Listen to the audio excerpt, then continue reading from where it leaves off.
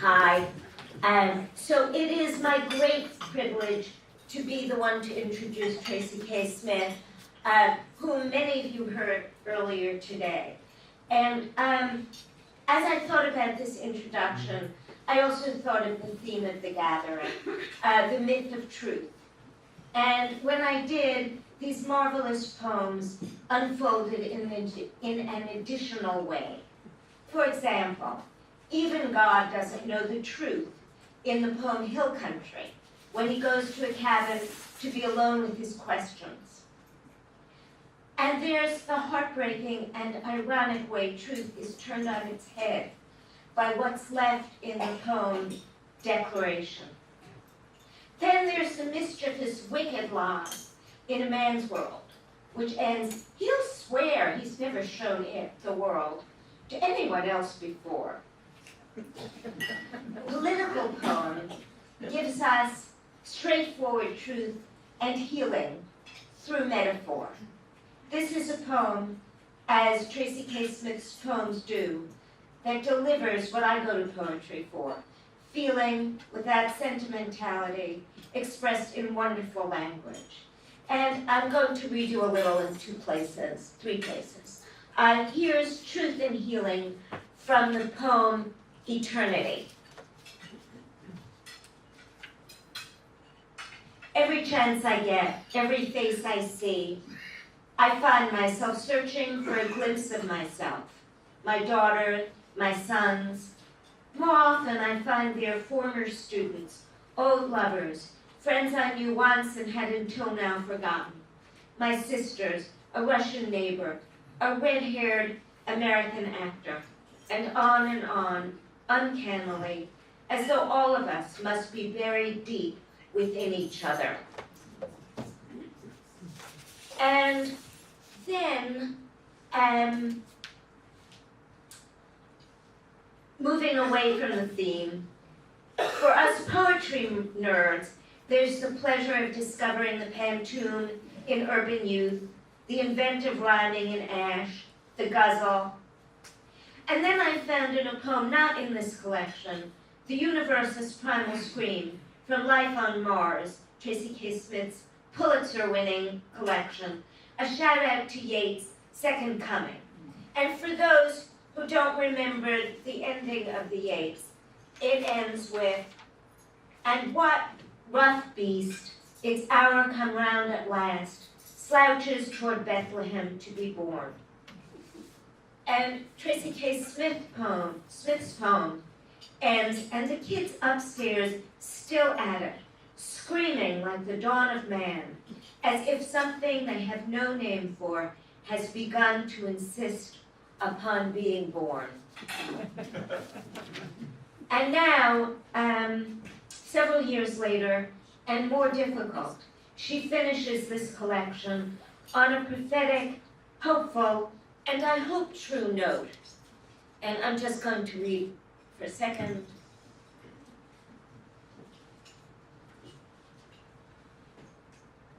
And then our singing brought on a different manner of weather.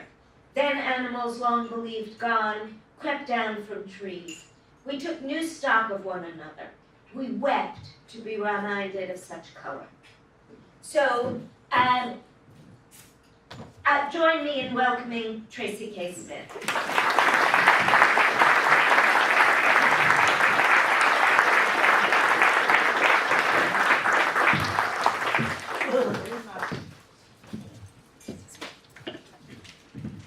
Good evening.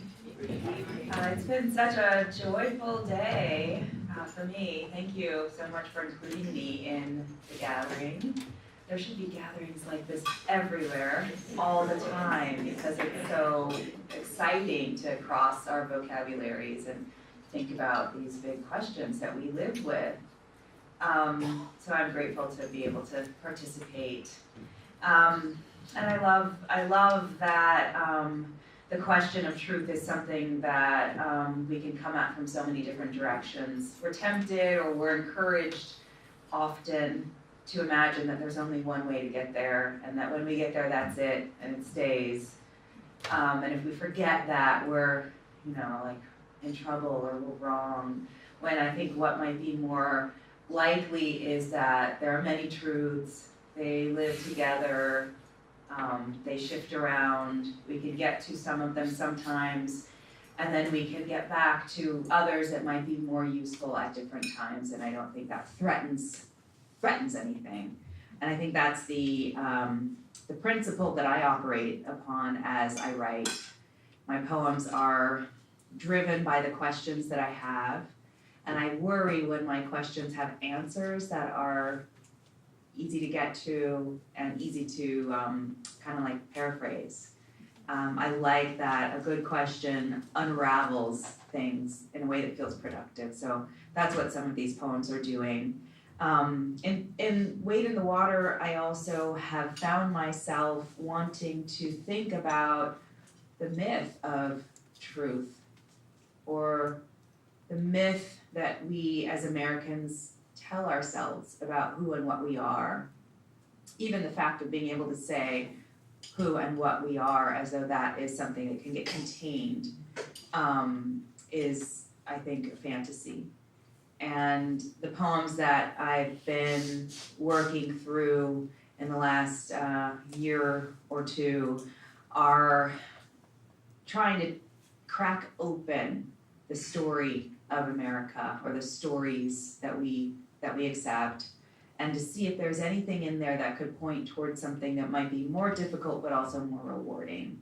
One of the tools I've been eager to try and learn and open myself up to is love, as a way of thinking not just about my kids and my husband, but people in traffic and people in Washington and people that I don't agree with, and trying to imagine that love is a choice I can make, and that maybe other people can begin to ask similar questions of themselves. So those are some of the things that run through these poems. Maybe love, as I see it, is the truth.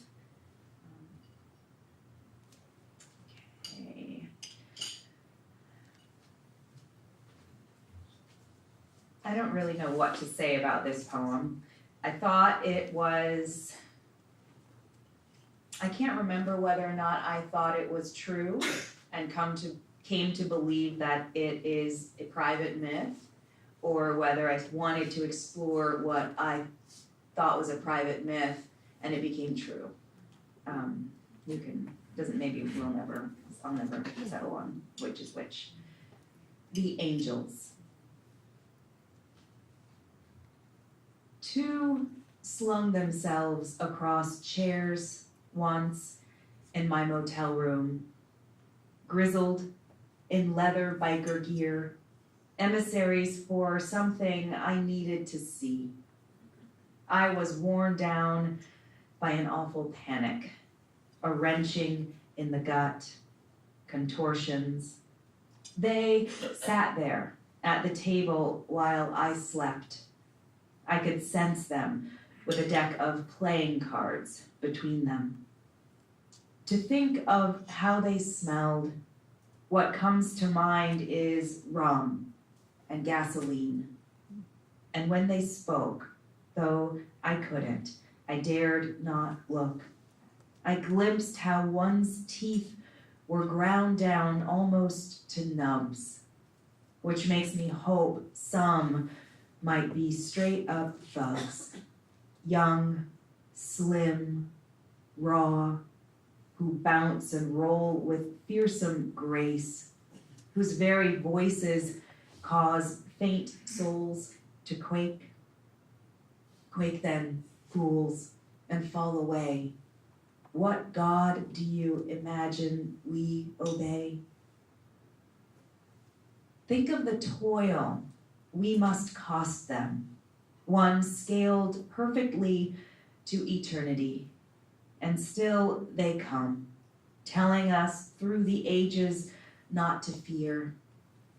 Just those two, that once, and never again for me since, though there are there sightings, flashes, hints a proud tree in vivid sun, branches swaying in strong wind, rain hurling itself at the roof, boulders, mounds of earth mistaken for dead does, lions in crouch, a rust-stained pipe where a house once stood, which I take each time I pass it for an owl, bright whorl, so dangerous and near.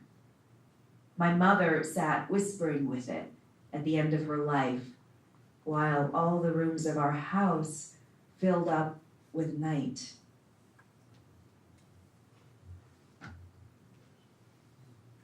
I'm going to read you another, I guess a related poem, and it's related at the very least in that some of the poems in this book derive their titles from like biblical, sources, and the angels. This one is called Annunciation.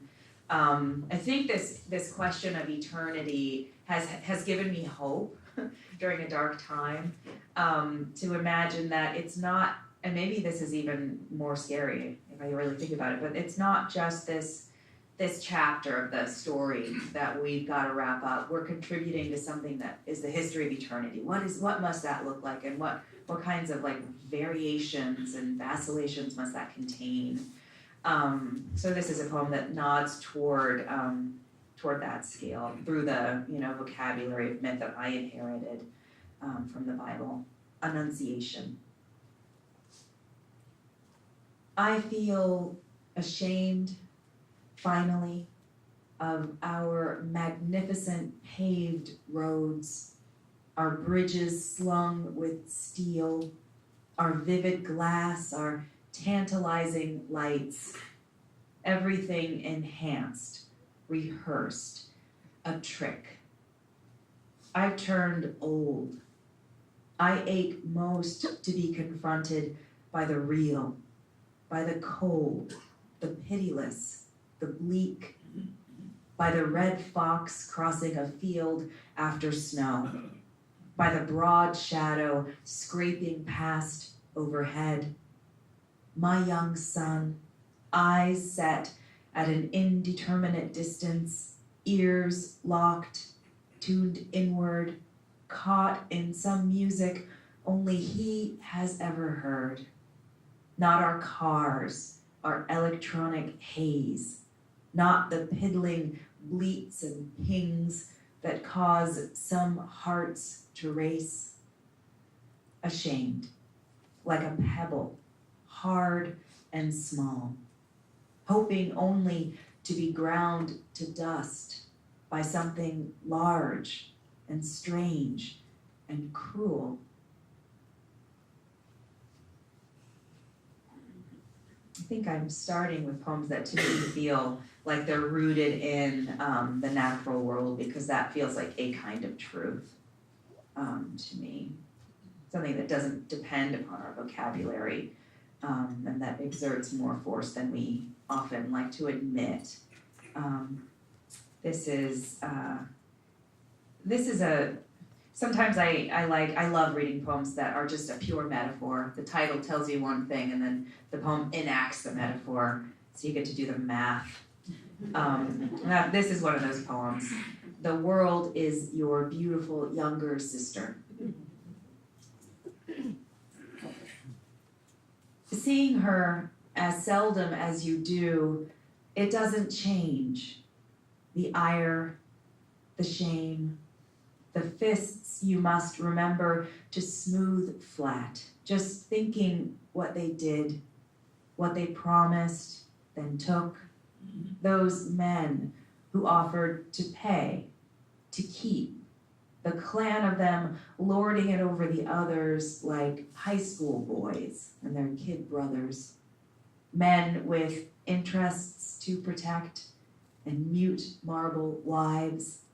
Men who let her beam into their faces, watching her shoulders rise, her astonishing new breasts, making her believe it was she who gave permission.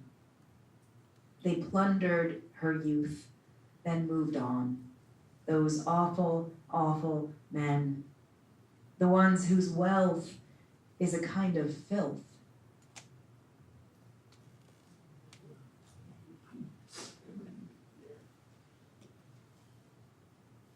And, well, this is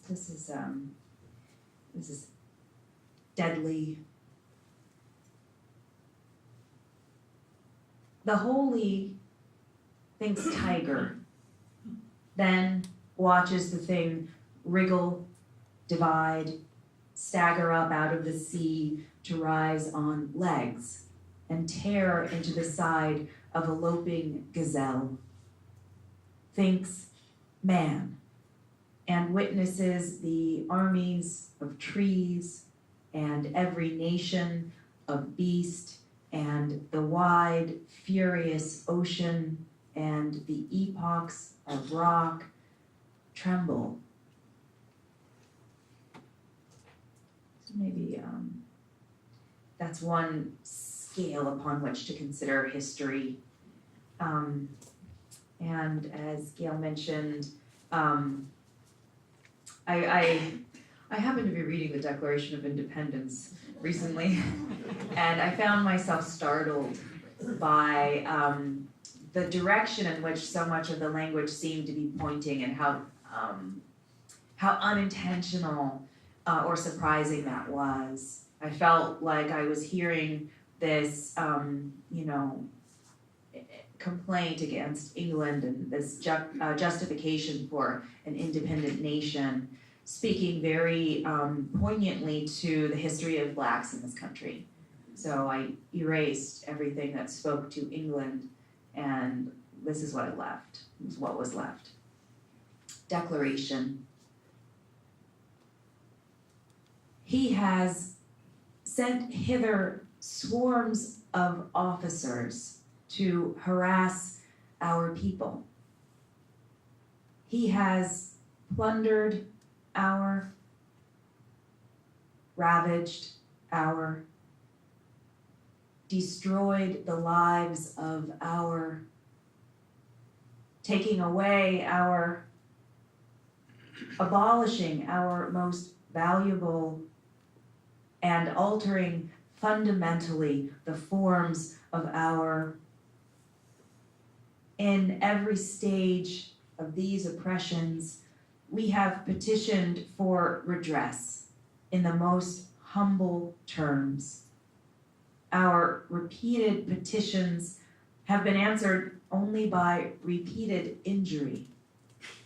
We have reminded them of the circumstances of our emigration and settlement here, taken captive on the high seas to bear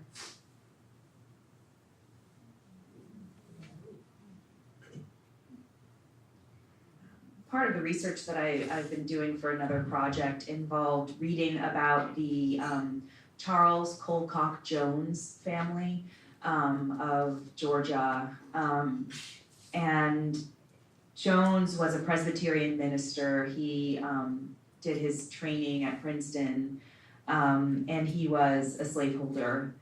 There was a period during his youth when he and his wife were conflicted, and they were trying to decide if they should become abolitionists. They'd inherited this plantation from his brother who died, and he decided that the thing they would do would be to preach Christianity and see if that might make things better instead of liquidating their assets and changing their.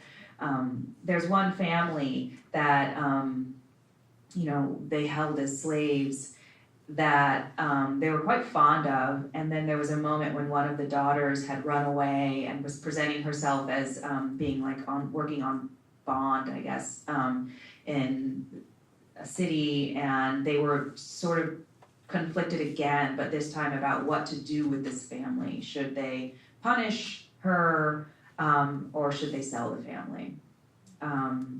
They wrote letters back and forth trying to sort this out.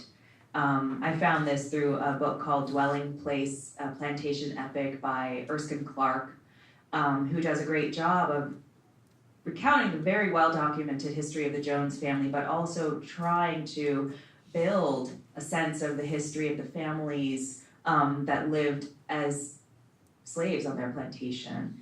And this poem I'm about to read is built from language that Mary Jones and her children and husband wrote back and forth trying to sort out the question of Phoebe.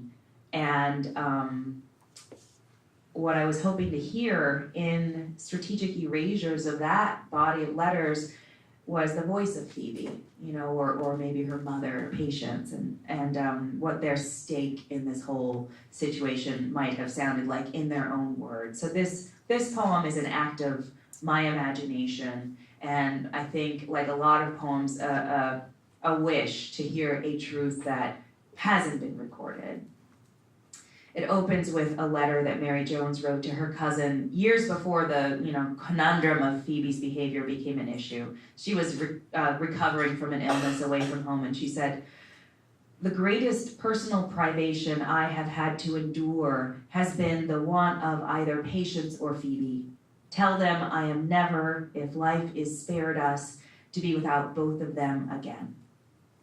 And this poem is called The Greatest Personal Privation. Again, it's in those other voices, those missing voices. It is a painful and harassing business belonging to her. We have had trouble enough, have no comfort or confidence in them, and they appear unhappy themselves, no doubt from the trouble they have occasioned. They could dispose of the whole family without consulting us. Father, mother, every good cook, washer, and seamstress subject to sale. I believe good shall be glad if we may have hope of the loss of trouble. I remain in glad conscience, at peace with God and the world. I have prayed for those people many, many, very many times.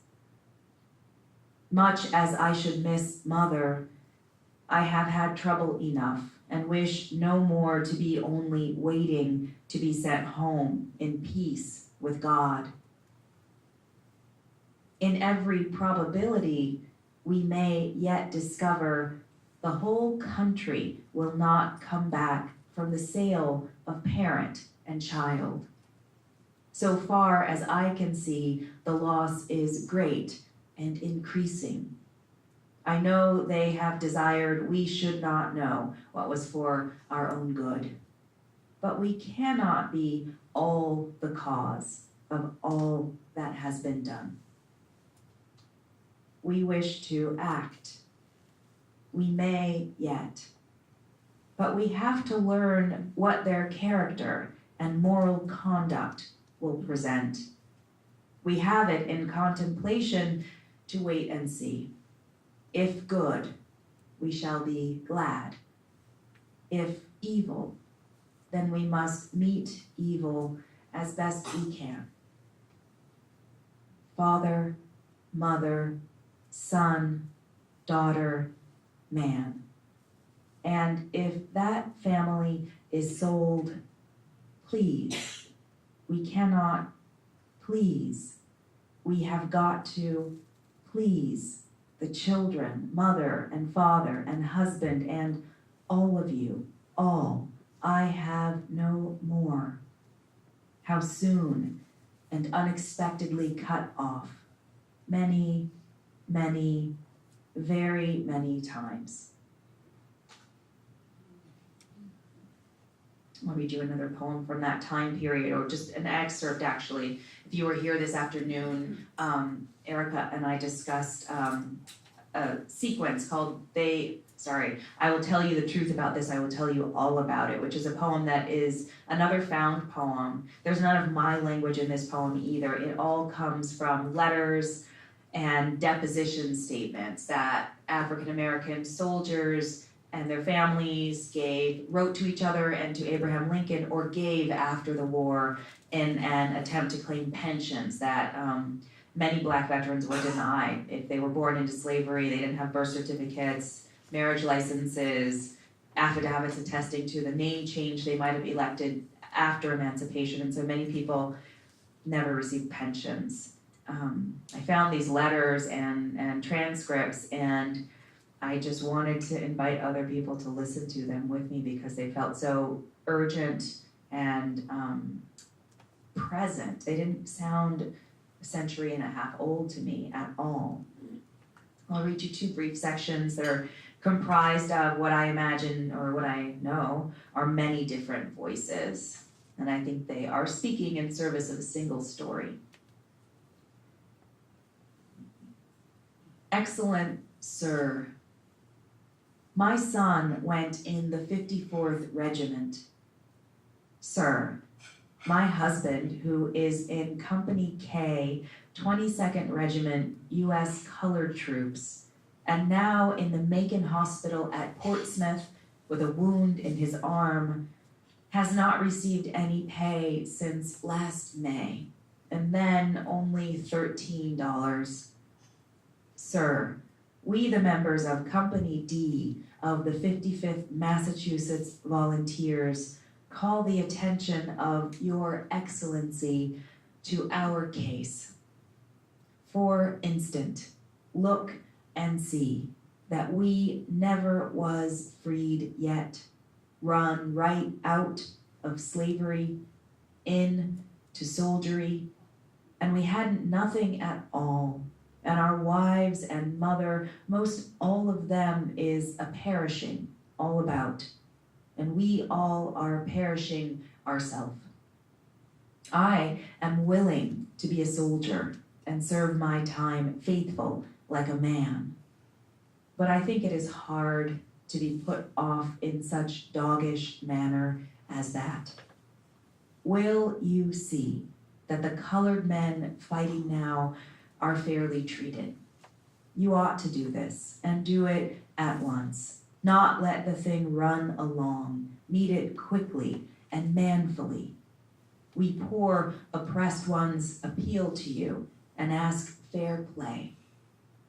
So please, if you can do any good for us, do it in the name of God. Excuse my boldness, but please. Your reply will settle the matter and will be appreciated by a colored man who is willing to sacrifice his son in the cause of freedom and humanity. I have nothing more to say, hoping that you will lend a listening ear to an humble soldier. I will close. Yours for Christ's sake. I shall have to send this without a stamp, for I hain't money enough to buy a stamp. I am 60-odd years of age. I am 62 years of age next month. I am about 65 years of age. I reckon I am about 67 years old. I am about 68 years of age. I am on the rise of 80 years of age. I am 89 years old.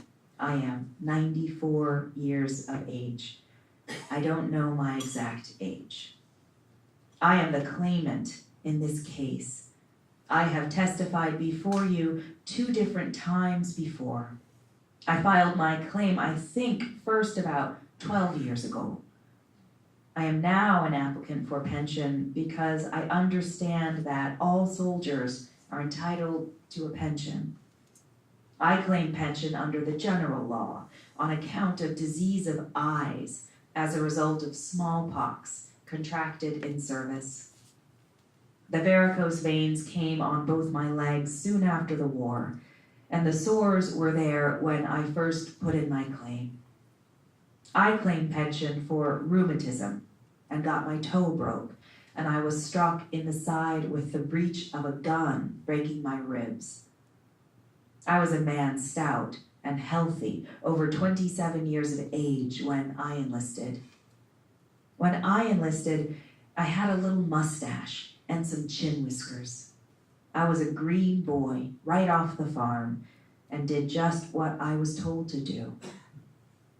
When I went to enlist, the recruiting officer said to me, "Your name is John Wilson." I said, "No, my name is Robert Harrison." But he put me down as John Wilson. I was known while in service by that name. I cannot read nor write, and I do not know how my name was spelled when I enlisted, nor do I know how it is spelled now. I always signed my name while in the Army by making my mark. I know my name by sound. My mother said after my discharge that the reason the officer put my name down as John Wilson was he could draw my bounty. I am the son of Solomon and Lucinda Sibley. I am the only living child of Dennis Campbell. My father was George Jordan, and my mother was Millie Jordan. My mother told me that John Barnett was my father. My mother was Mary Eliza Jackson, and my father Reuben Jackson. My name on the roll was Frank Nunn. No, sir, it was not Frank Nern. My full name is Dick Lewis Barnett. I am the applicant for pension on account of having served under the name Lewis Smith, which was the name I wore before the days of slavery were over. My correct name is Hiram Kirkland. Some persons call me Harry, and others call me Henry, but neither is my correct name.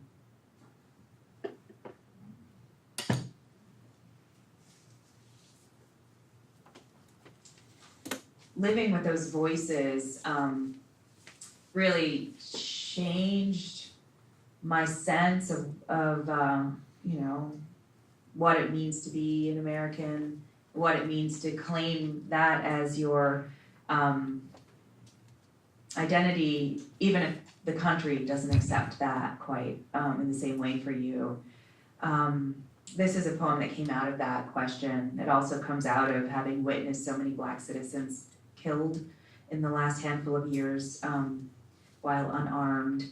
And it's called The United States Welcomes You. I'll just tell you this, I wanted to write that poem that comes from those two places, and I couldn't do it. I couldn't do a good job because I had too much a sense of protection for the figure that I was imagining in my poem. And so I needed to disrupt that, and I changed the perspective of the speaker of the poem from someone who maybe was one of those people to someone who is apprehending someone like that. The United States welcomes you.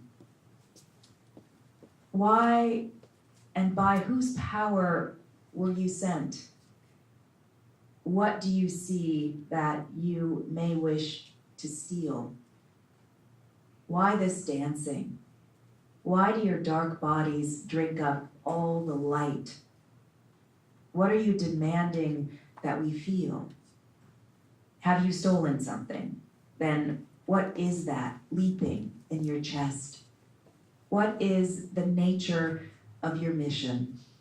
Do you seek to offer a confession? Have you anything to do with others brought by us to harm? Then why are you afraid? And why do you invade our night, hands raised, eyes wide, mute as ghosts? Is there something you wish to confess? Is this some enigmatic type of test? What if we fail? How and to whom do we address our appeal?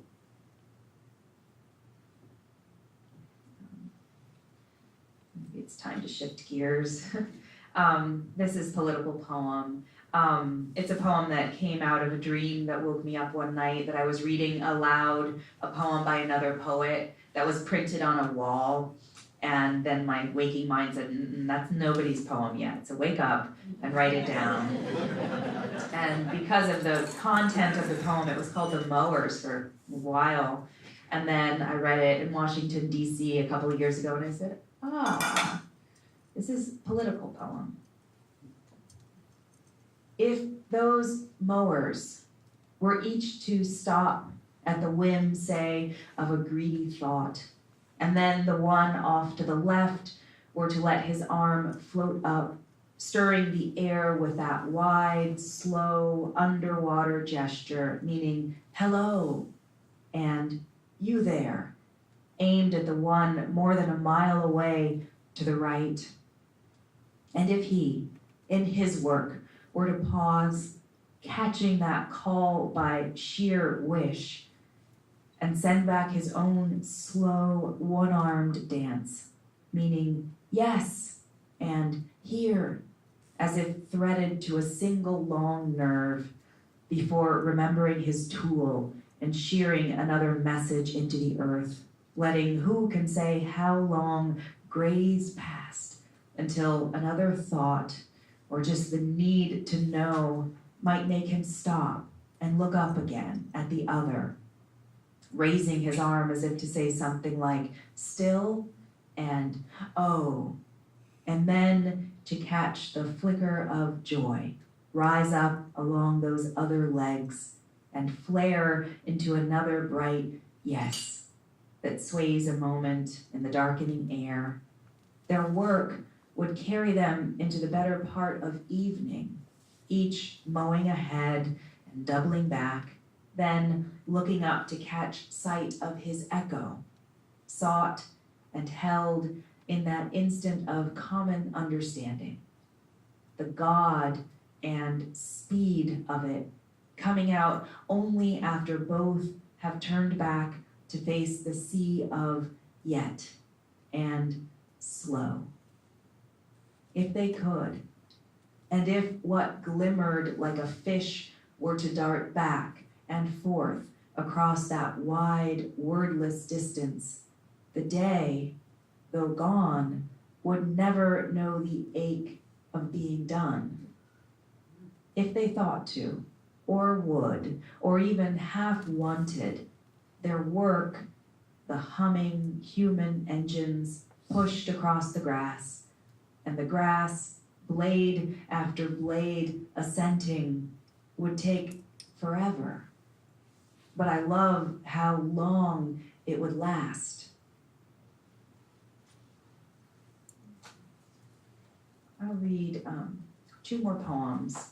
One that is, a chance to bear witness to the sort of not so enlightened version of oneself, perhaps, that's also equally in need of exploration. It's called Charity. She is like a squat old machine, off kilter, but still chugging along the uphill stretch of sidewalk on Harrison Street, handbag slung crosswise, and I'm guessing heavy. And oh, the set of her face, her brows profound tracks, her mouth cinched, lips pressed flat.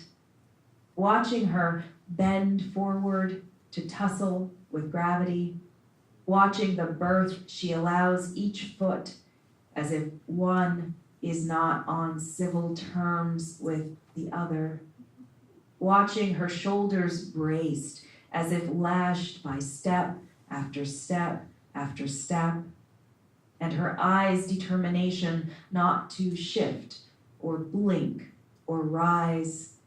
I think, I am you, one day out of 5. Tired, empty, hating what I carry, but afraid to lay it down. Stingy, angry, doing violence to others by the sheer freight of my gloom. Halfway home, wanting to stop, to quit, but keeping going, mostly out of spite. we'll close with this. I know that next year's gathering also already has its topic, perhaps. So this is a poem that speaks to that. It's called Refuge. Until I can understand why you fled, why you are willing to bleed, why you deserve what I must be willing to cede. Let me imagine you are my mother in Montgomery, Alabama, walking to campus rather than riding the bus. I know what they call you, what they try to convince you you lack. I know your tired ankles, the sudden thunder of your laugh. Until I want to give you what I myself deserve, let me love you by loving her, your sister in a camp in Turkey, 16, deserving of everything. Let her be my daughter, who has curled her neat hands into fists, insisting nothing is fair, and I have never loved her. Naomi, lips set in a scowl, young heart ransacking its cell. Let me lend her passion to your sister and love her for her living rage, her need for more and now and all. Let me leap from sleep if her voice sounds out, afraid, from down the hall. I have seen men like your father walking up Harrison Street now that the days are getting longer. Let me love them as I love my own father, whom I phoned once from a valley in my life to say what I feared I'd never adequately said. Voice choked, stalled, hearing the silence spread around us like weather. What would it cost me to say it now to a stranger's father, walking home to our separate lives together?